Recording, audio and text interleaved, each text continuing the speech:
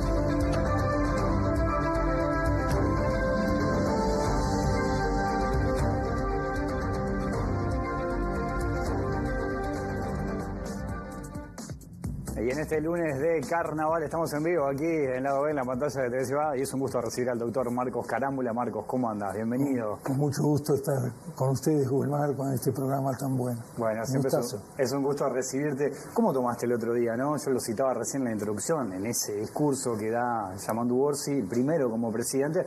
Bueno, te menciona obviamente que ustedes tienen un vínculo muy, muy lindo que viene desde hace mucho tiempo, sí. Pero bueno, él habló de las enseñanzas. ¿Cuáles son esas enseñanzas, por ejemplo? Fue realmente muy emotivo, ¿no? Todo el día fue una enorme emoción porque, bueno, ese discurso de Yamandu en la Asamblea General, después la alegría, la emoción, la esperanza que tenía la gente que pudo estar con mucha gente. Realmente vivimos con el corazón estrujado, ¿no? Y verlo a Yamandu asumir la presidencia con su banda presidencial, su discurso, su presencia. Nosotros intercambiamos alguna cosa justamente con Daniel Chaschetti. Yamandu es producto de una construcción colectiva, ¿verdad? Hay liderazgos como el de Tabaré, Pepe, que emergieron por sus propias características de grandes líderes. Yamandu emerge de una construcción colectiva que lleva 20 años, que es la Intendencia de Canelones. Donde desde siempre algunos criterios fundamentales que Yamandu los aplicó en la Intendencia y los va a aplicar ahora, no tengo duda. Primero, construcción colectiva, formar equipos.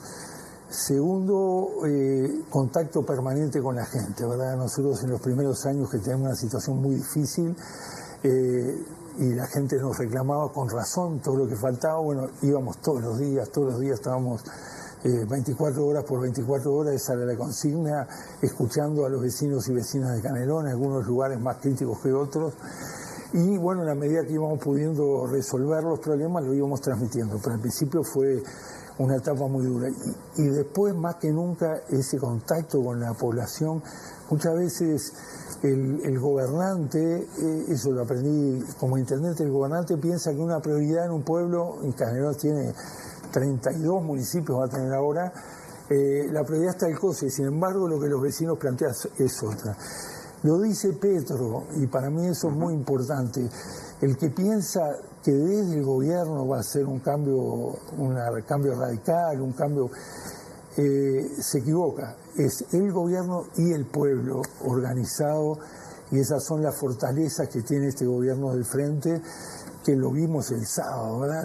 La alegría, la emoción, miles y miles que se largaron a la calle y que expresaban su esperanza. Bueno, a ellos y en ellos la esperanza está concentrada no solo en el gobierno de Yamandú, sino en quienes lo votaron, en quienes hacen esperanza de esta fuerza política y mucho más de la fuerza política de los uruguayos todos. Hay un ejemplo de lo que es Yamandú, también muy Yamandú, y Carolina, que cuando viene la marcha, digamos, el auto, ven a los familiares desaparecidos y bajan a saludarlos. Eso es el momento simbólico que el presidente detiene su auto y baja, pero además porque hay toda una historia. Nosotros en Canelones desde el primer día pusimos en marcha primero una Secretaría de Derechos Humanos y después una Dirección de Derechos Humanos, trabajando mucho los sitios de memoria, los fusilados de Soca, ya en Soca, con la organización Crisol, con Ágora, todo lo que fue la experiencia de los vagones dolorosa, los vagones del ferrocarril, y luego los distintos puntos de memoria que se han instalado en todo el departamento. Es decir, es una sensibilidad cercana. Creo que para mí esos son dos puntos fundamentales. El tercero es que no se construye un departamento y ahora un país, sino es con un diálogo necesario con todas las fuerzas políticas y sociales, fundamentalmente. Políticas, nosotros en Canelones los primeros años que teníamos que pagar la deuda que teníamos, hicimos un acuerdo y fue un puntal con el sector mayoritario del Partido Nacional, no con el herrerismo que no aceptó, pero sí con el sector mayoritario del Partido Nacional que dirigía el diputado Alberto Perdomo, lamentablemente fallecido. Ese sector del Partido Nacional y nosotros fuimos armando una herramienta que fue un fideicomiso para pagar las deudas, y pagamos las deudas que Canelones tenía con las empresas privadas que nos agobiaban porque no teníamos crédito, no podíamos empezar obra. Logramos cancelarle y ahora en un año se termina de pagar. Y luego Yamandú lo siguió cultivando, generando fideicomiso de obra y infraestructura sumamente importante. Pero esto es una cuestión, digamos, de principios, de tener un diálogo, búsqueda de consensos. También lo vimos en el Congreso de Intendentes, y esto es muy importante para el futuro, digamos. Nosotros siempre trabajamos mucho hombro con hombro en el Congreso de Intendentes con todos los intendentes blancos, colorados y frente amplistas. Logramos resolver un tema que era un tema que todos los años los medios nos preguntaban, salía de cualquier reunión, y las patentes, bueno, se adoptó una patente única a nivel nacional. Sí, la famosa guerra de patentes. La famosa guerra de patentes que no terminaba nunca, ¿verdad? Interminable. Y terminó. Ahora tenemos una patente única producto de esos acuerdos. Yamandú esto lo cultivó mucho en estos 10 años que fue intendente, pues los temas son comunes, ¿verdad? Más allá de las idiosincrasias políticas que cada intendente representa, hay temas comunes a la ciudadanía y sobre todo a la ciudadanía del interior, que hace que esa voluntad de diálogo, y esa voluntad de diálogo le va a permitir construir las mayorías necesarias. En senadores la tenemos y en diputados tenemos que conseguir. Ahí me quedo con ese concepto, Marcos, que mencionás, la de la construcción colectiva, ¿no? Porque, bueno, la diversidad de Canelones lleva a que tenga algún punto de contacto con el territorio nacional, con el país, claro, en general. País. ¿Vos considerás que ese modelo se puede aplicar a nivel nacional, eso de la construcción colectiva, esto que mencionabas recién? ¿Cómo quedó conformado el Parlamento? Lleva a que el Frente Amplio tenga mayoría en el Senado, no la tiene de esa manera, no hay mayoría en diputados, y ahí hay que sentarse a negociar. Sin duda. ¿Cómo te imaginas eso, el liderazgo de Orsi? No tengo la menor duda que lo va a hacer y lo va a hacer bien. Y además porque tiene en la construcción hay una pata fundamental que es el equipo, armado un equipo en todas las áreas de responsabilidades muy interesante, muy informado, técnicamente preparado, comprometido, y al mismo tiempo tiene actores tanto en el Senado como el propio secretario de la presidencia, Pacha Sánchez, que tienen experiencia de ir generando, por ejemplo, los temas presupuestales y generando acuerdos para sacarlos. Yo creo, y además con esa pata que te decía de hacer acuerdos con el interior del país, Yamandú hizo, que era muy criticado porque al principio parecía que no aparecía por acá, pero estaba recorriendo el interior con Carolina, y eso dio un resultado bárbaro electoralmente, pero además me consta que lo va a seguir haciendo, ¿verdad? Y la otra pata fundamental es la construcción colectiva con la sociedad organizada. El Uruguay tiene factores fundamentales. Uno es la Central Única de Trabajadores, con los cuales ya se reunió con el PIT-CNT. Todo el movimiento de derechos, particularmente lo que hace a las mujeres, todo lo logrado por el feminismo en materia de derechos, por la diversidad sexual, por los jóvenes y en los derechos humanos. Cuando a mí me dicen, bueno, pues los derechos humanos se acabará esa marcha del 20 de mayo multitudinaria cuando los más veteranos se vayan yendo. No es así, se ha apropiado la juventud, y esto tuve oportunidad de conversarlo con Estela de Carlotto, esa mujer admirable, creo que tú estuviste con ella. Sí, estuvo por acá el viernes. Exacto, una mujer admirable, ¿verdad? Yo la veía de lejos, el viernes le hicimos un homenaje allá en Las Piedras, y ella me decía, yo ya ahora aparezco, pero los que tienen la bandera son los nietos. Son los 100 y pico de nietos recuperados, más la familia son los que siguen con esa bandera. Entonces, Yamandú sí genera diálogo con los distintos partidos. Si tiene, por cierto, un compromiso permanente con la fuerza política, que eso es un tema central, y por otro lado, dialoga, acuerda, trabaja con la sociedad, a veces en acuerdo, a veces en desacuerdo, pero escuchando a la sociedad con un trille permanente, para mí son los puntales que tiene Yamandú y en los cuales hemos hecho experiencia durante 20 años. Recién citabas ese episodio en el que la fórmula baja del auto y va a saludar, ¿no?, a familiares. ¿Sos optimista en que se pueda avanzar en materia de derechos humanos? Porque está planteado también ese reclamo de que se precisa más información, que aquellos que tienen información no la dan. ¿Cómo lo imaginás eso? Yo soy muy crítico, ¿verdad?, del rol de las Fuerzas Armadas y del rol de las Fuerzas Armadas en todo este periodo, que han sido casi monolíticas en que ellos saben dónde están y no han dicho nada. Eso a mí me duele en el alma, porque no hay una construcción de una paz duradera si no sabemos dónde están, dónde están enterrados. Naturalmente uno cuando conversa, y en mi caso tengo cercanía con familiares desaparecidos, no mi familia, pero sí gente muy amiga, es un tema no resuelto, que nosotros no podemos decir que cuando se termine estos veteranos el tema se haga, no, hay que seguir. Y en ese sentido, bueno, hago verdaderamente una declaración de crítica a que las Fuerzas Armadas, que saben, no pueden decir fueron otros, no, hay una continuidad del aparato del Estado que son las Fuerzas Armadas, tienen que decir y aportar lo que saben. Por otro lado, la sociedad entera tiene que seguir investigando. Hay un ejemplo claro, Wilmar, que es el Batallón de Toledo. Allí se han encontrado ya Julio Castro, Arigón, Blanco, Sanjurjo, y son casi 500 hectáreas que están abandonadas, desérticas, llenas de maleza, de árboles, todo lo más. Si ya encontramos 4 allí, hay que seguir. Y fíjate que eso es otra cosa bien importante de la historia de Yamandú. Siendo Yamandú intendente, cuando apareció Julio Castro, que uno piensa con tanto dolor, un maestro, un hombre de los maestros enormes que tuvimos en Uruguay, Soler, Julio Castro, toda la experiencia de la mina, los Pradas, etcétera, que lo matan y lo entierran, y yo que he ido ahí, te genera una indignación, allá en el medio de un monte cerrado, ahí tenemos que seguir buscando. Bueno, en Yamandú, con muy buen criterio, hay una retroexcavadora de la Intendencia permanente siguiendo las tareas, y lo va haciendo con todo el apoyo y naturalmente la dirección del grupo que está trabajando allá, de la Facultad de Humanidades, en el sentido de que ahí hay que seguir, y cuanto elemento o indicio aparezca, y ahí hay que volver a apelar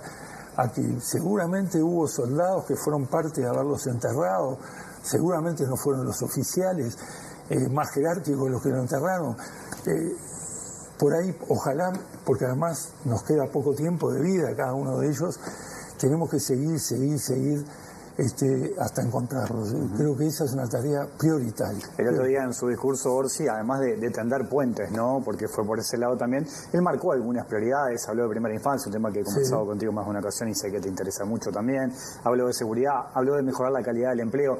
¿Hay otros desafíos que vos identificás en este gobierno para el Frente Amplio? Sí, sin duda que Yamandú lo fue nombrando. Hay un concepto fundamental que es esa cuestión de que la libertad nos han querido meter como la libertad absoluta y no la libertad con justicia, con equidad, como debe ser. No hay libertad si no hay una alimentación adecuada y si no hay una vivienda adecuada. La vivienda es un gran capítulo.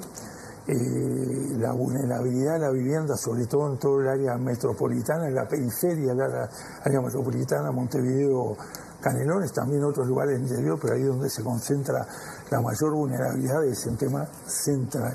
La pobreza infantil es un tema que nos agobia, pero va de la mano con el acceso a alguna vivienda, a la salud, a la educación, al afecto, o sea que eso debe ser un abordaje integral. El otro concepto para mí fundamental es una ética ambiental. Nosotros no podemos decir solo producción sustentable, ambientalmente sustentable. No, la ética ambiental, que es la ética trascendente que hoy debe transversalizar al mundo, al planeta, y en el Uruguay todos nuestros programas deben tener una ética ambiental que transversalice cualquier programa, desde la construcción de la vivienda, la instalación de nuevas industrias, a defender lo que ya tenemos que puede estar contaminado, a defender nada más ni nada menos que el abastecimiento de agua. Yamandú lo puso como un tema central, el riego y el agua. Fíjate, Wilmar, que tuvimos casi un año sin agua. A veces nosotros los humanos nos vamos olvidando, estuvimos 2 años encerrados por la pandemia y estuvimos un año sin agua en este periodo. Ahora, es un buen punto ese, Marcos, el de la ética ambiental. A mí me da la sensación como que eso a veces no está tan presente, al menos, ¿no? No solo en Uruguay, incluso lo miro en la región. ¿Te parece que es necesario trabajar así? Totalmente. ¿Y pensás que esto puede estar presente en este periodo? Creo que sí. No es un discurso, no es una enunciación programática, no es una afirmación vamos a... No. Desde el primer día, la ética ambiental en todo su plano, que va en primer lugar, la ética ambiental pasa por un cambio de paradigma. Nosotros siempre pensamos la humanidad como dueña del mundo y todo estaba en función de la verticalidad del hombre y la naturaleza. Hemos aprendido, la pandemia fue una dolorosa enseñanza de que si no respetamos la naturaleza, si no tenemos hacia la naturaleza que es viva, tal cual nosotros, vamos a tener estas consecuencias. Se anuncia, yo no soy para nada catastrófico, pero que pueden haber nuevas epidemias de ese tipo.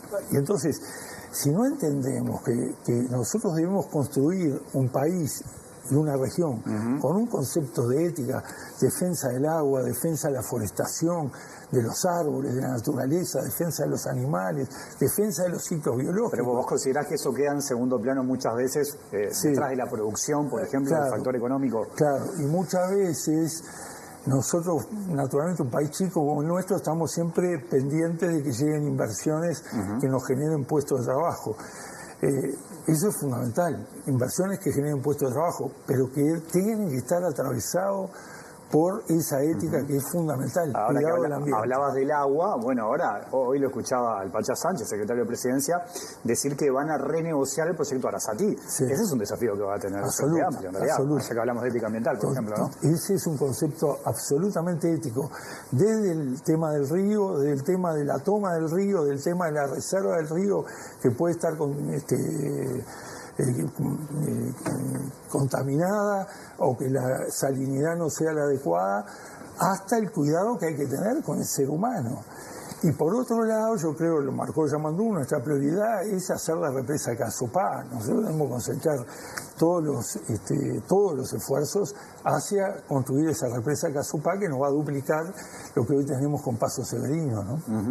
Hoy que hablamos del discurso, ¿no?, de Orsi, que te mencionó a vos, a Mujica, a Tabaré Vázquez, también lo escuchaba a Óscar Botinelli, ¿no?, decir que faltó Sereni. ¿Cómo lo tomás vos? ¿Faltó Sereni en ese discurso? Yo creo que hay una cuestión fundamental que nosotros, los más veteranos, tenemos que transmitir a las nuevas generaciones. Porque parece mentira, pero del 71 que nace el Frente Amplio, al 2025 que empieza este nuevo gobierno, transcurren casi 54 años, van a ser 54 años. 54 años. Yamandú tiene 56. Nosotros tenemos la obligación de aquellos que tienen responsabilidades hacer ver la continuidad histórica del Frente. Ninguno de nosotros que asumimos yo sentí siempre que llegaba a ser gobierno en Canelones en los hombros de figuras formidables como Sereni, como Crotogini, como Villar, más acá en el tiempo, Tabaré, Danilo, Mariano y por supuesto Pepe. Y no ni hablar de aquellos que construyeron el Frente, Vivian Trías, Ronnie Arismendi, Juan Pablo Terra. Hay una construcción colectiva, no solo al futuro, sino desde atrás, que nos alimenta, que nos nutre, que nos da fuerza. Y Yamandú llega a ser presidente de la República producto de una construcción colectiva en Canelones, pero que tiene una marca nítidamente frente amplista. Nosotros tratamos de hacer en Canelones una gestión pública frente amplista y bueno, ya llevamos 20 años de gobierno y pienso que va a ser Leñani, que empezó con nosotros a los 26 años, va a ser el próximo intendente de Canelones, que conoce bien la intendencia por dentro y se proyecta. Fíjate, Wilmar, que cuando yo personalmente anuncié que apoyaba a Yamandú, que fue el 13 de diciembre del 2023, el día del cumpleaños del general, hicimos un acto frente a la casa del general en Costa Azul. Ahí pusimos una placa junto al roble que plantó Sereñi, diciendo el compromiso con el general y rescatamos en aquel momento las condiciones fundamentales de Sereñi, viendo siempre la mañana siguiente, viendo siempre un hombre de diálogo, un hombre de búsqueda de consensos, un hombre de principios, un hombre que pensaba siempre mucho más allá de sí el futuro y no tenía problemas en abrir diálogo con todos los partidos. Sereñi, la templanza, la fortaleza, 10 años preso, y sale de 10 años preso y dice: nosotros somos una fuerza pacificadora, somos obreros de la construcción del futuro. Yamandú lo tiene bien claro.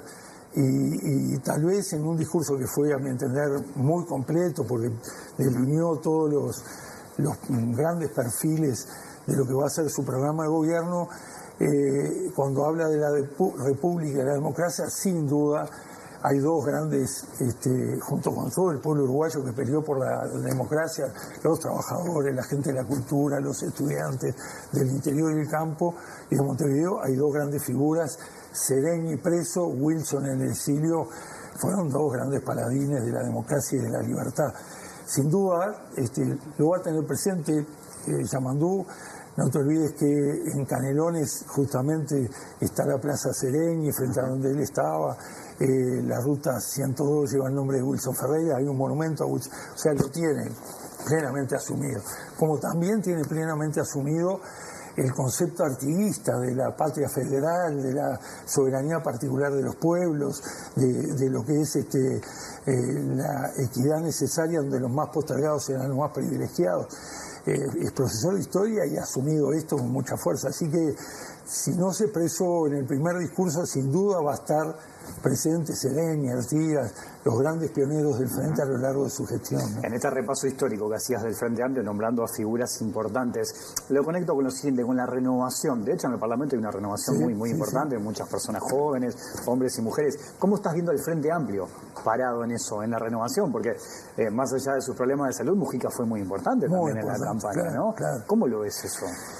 Yo lo veo con optimismo, Wilmar, lo veo con optimismo porque efectivamente hay una Cámara de senadores y diputados de gente muy joven, aunque hay gente con experiencia que va a hacer un gran papel, como es el caso de Andrade, como es el caso de Constanza Moreira.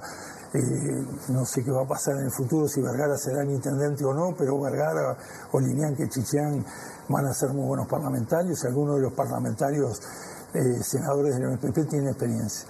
Y los mismos diputados, gente muy joven. En los equipos que se han armado en el gobierno hay una mezcla interesante, sobre todo a predominio joven, formados técnicamente, con experiencia, pero muy comprometidos. Para mí el gran desafío es el de la fuerza política, que ante la ausencia de líderes tan importantes, bueno, está Pepe con todos sus problemas de salud, pero ante la ausencia de esos líderes fundamentales, los últimos, Tabaré, Danilo, Mariano, tiene que haber una permanente presencia de la fuerza política en la construcción del gobierno, porque la fuerza política, y eso lo tiene muy claro quien ha hecho una gran gestión, que es Fernando Pereira, es una amalgama que tiene raíces muy profundas, ¿no? Ho Chi Minh decía, no hay victoria si no hay raíces muy profundas, y eso es así. El Frente tiene raíces muy profundas, se creó en el 71, pero viene de la unidad de la clase obrera, de las unidades de las distintas expresiones políticas.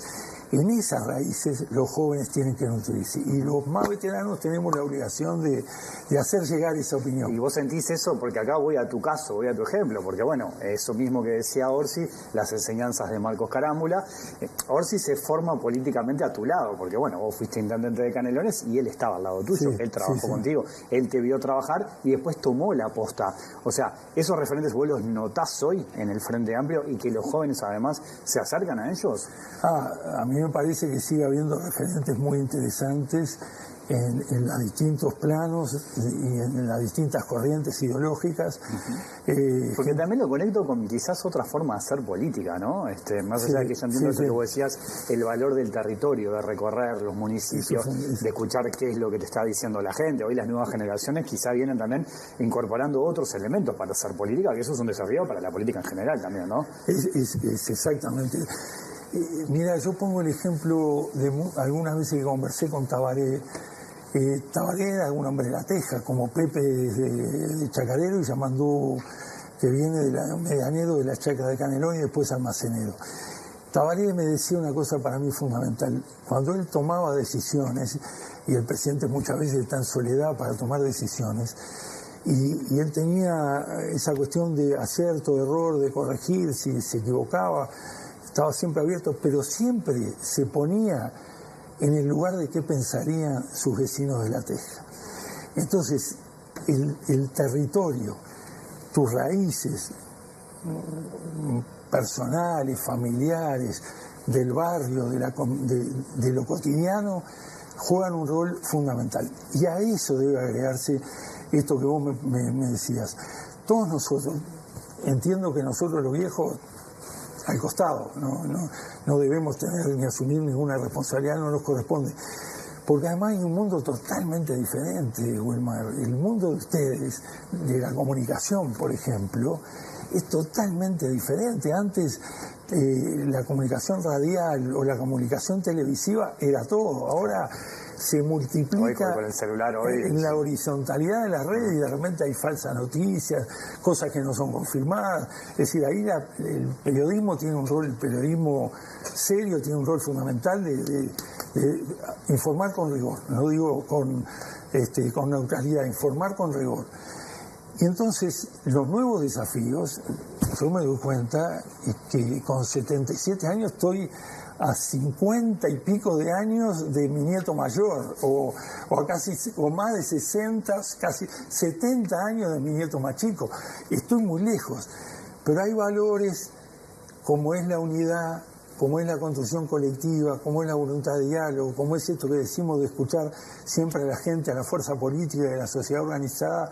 Esos son valores que no se cambian. En eso son los aportes que nosotros podemos dar. Recién me comentabas al pasar ahí lo que entendés que puede llegar a pasar en Canelones con un eventual triunfo de Legnani, ¿no? Que es el único candidato. El Frente Amplio va con un candidato único en Canelones. A nivel general, ¿cómo lo ves vos al Frente Amplio de cara a estas elecciones que se vienen de mayo? Porque siempre está como eso presente, que el partido que gobierna, que ganó la elección, puede ir como con viento en la camiseta por las intendencias. ¿Pensás que el Frente Amplio puede ganar más intendencias? Bueno, hay una realidad nueva también en el interior, que es la conformación de la coalición, ¿verdad? Coalición republicana. En Canelones van a ser coalición. Sin perjuicio local, yo creo que va a ganar Francisco Legnani. Es un muchacho muy capaz, muy inteligente y muy formado. Y va a ser, como él titula Canelones a más de estos 20 años.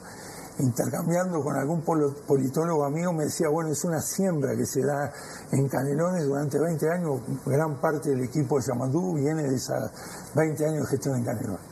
En el resto del interior yo veo cosas muy auspiciosas. En lo nacional ganamos en varios departamentos que nunca habíamos ganado. Ejemplo, Durazno. Y ahí los compañeros se tienen fe para pelear la Intendencia de Durazno. Ahí no van en coalición, más allá de que si no van en coalición, blancos votan colorado, colorado votan blanco. Pero Salto, Paysandú, Río Negro, donde ya fuimos gobierno, Colonia, San José, esperamos en Rocha, en Maldonado, en fin, son departamentos donde hemos ganado en lo nacional, en algunos no, pero en otros sí. Y si logramos tener buenos candidatos, que eso es fundamental, yo tengo mucha expectativa de que el Frente haga un buen papel en las elecciones. Y no deja de ser cierto que cuando el presidente es de tu fuerza política, tú te acordás que cuando Tabaré ganó por primera vez ganamos 8 intendencias, que nadie pensaba que íbamos a ganar 33, y después ganamos Artigas, después en el segundo periodo. Entonces, creo que eso influye para bien, y tenemos que llevar buenos candidatos, que es la otra cosa fundamental. Ya desde hace un tiempo pensar en Montevideo o pensar en Canelones como departamentos independientes es un poco raro por la conexión que hay, ¿no? De la cantidad de montevideanos que trabajan acá y después viven en Canelones, o canarios que vienen y trabajan en Montevideo. Hay una conexión permanente del área metropolitana. ¿Vos considerás que eso hoy está presente al momento de hacer política? Sí, de pensar en esa unión que hay entre los dos departamentos. Hay que reflotar con mucha fuerza, que Yamandú lo tiene claro, Carolina lo tiene claro, la agenda metropolitana, que en el primer gobierno de Tabaré se puso en marcha, que se hizo un trabajo muy lindo en varios planos, en el plano productivo, en el plano de la bromatología, en el plano de la cultura, y hoy hay un gran desafío que es la movilidad. Y hoy, como tú decís, viajan miles, más allá de que tenemos miles de puestos de trabajo en Canelones, hemos crecido, pero siguen viajando miles, sobre todo de Ciudad de la Costa, la zona cercana de Las Piedras, de La Paz, de Toledo, Paso Carrasco, Barros Blanco. Entonces, el tema de la movilidad es un tema metropolitano, claramente, tiene que ser agenda metropolitana. El tema de la vulnerabilidad es un tema claramente metropolitano, porque en general está en zonas límites del departamento de Montevideo y Canelones, en torno a cuencas de arroyos, que hay vulnerabilidad y de precariedad de la vivienda a esos lados. El tema de la cultura, de abordarlo en forma conjunta, es un tema fundamental. Y lo que yo más que nada te decía inicialmente de la ética ambiental, sin duda, una agenda metropolitana, su punto mayor es una ética ambiental y todo lo que son los desafíos del cambio climático en lugares donde, por ejemplo, tenemos el Parque Rubel, que lo hemos ganado como una gran usina verde, o tenemos la cuenca del arroyo Carrasco contaminada, que hay que defenderla, o la cuenca del río Santa Lucía, que todo eso hace San José, Florida, Canelones, Montevideo, hasta La Valleja, abordar en clave metropolitana, ¿no? Marcos, un gusto como siempre recibirte y charlar contigo. Te agradezco mucho que hayas venido este lunes de carnaval. Wilmar, muchas gracias y mucha suerte. Hasta la próxima. Gracias. Hacemos una pausa, hay más la voy aquí en la pantalla de televisión.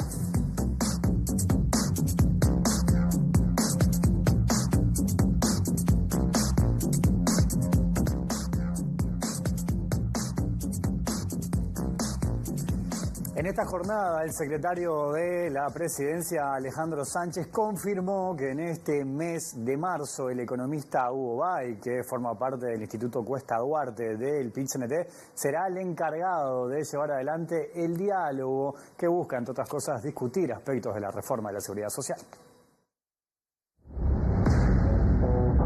Llegando al gobierno, y eso implica ir colocando en los distintos cargos de gobierno a las autoridades. De hecho, el día de ayer el presidente de la República estuvo firmando la designación del conjunto de las unidades ejecutoras de la Presidencia de la República, y hoy seguiremos imponiendo en su cargo a las distintas autoridades de otros ministerios, como directores generales, directores nacionales, porque ustedes comprenderán que en estos 2 días de turismo, naturalmente tienen que estar los jefes de policía nombrados y en sus cargos. Después vendrá, posteriormente a estos días de carnaval, los actos de asunción en cada uno de los ministerios, que son más formales y protocolares, pero lo importante para nosotros era poner en funcionamiento, en primer lugar, la torre ejecutiva. El día de ayer han quedado todas las autoridades de la torre ejecutiva nombradas por el presidente de la República, con lo cual ya hoy se está trabajando en el comienzo, en las distintas oficinas de la torre a trabajar, más otros aspectos que tienen que ver con el comienzo del trabajo. De hecho, ya tengo en mi despacho de la Secretaría de la Presidencia algunas leyes, por ejemplo, para emitir decretos reglamentarios, porque el Estado uruguayo siguió funcionando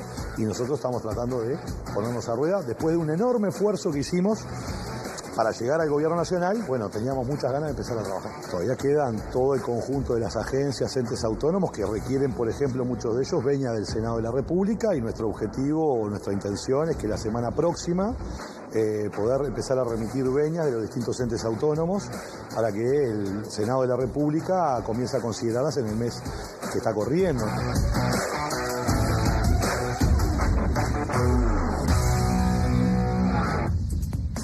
Y de esta manera cerramos el programa del día de hoy. Ya se viene Mirá Montevideo. Volvemos mañana a las 20 horas. Que pasen bien. Chau.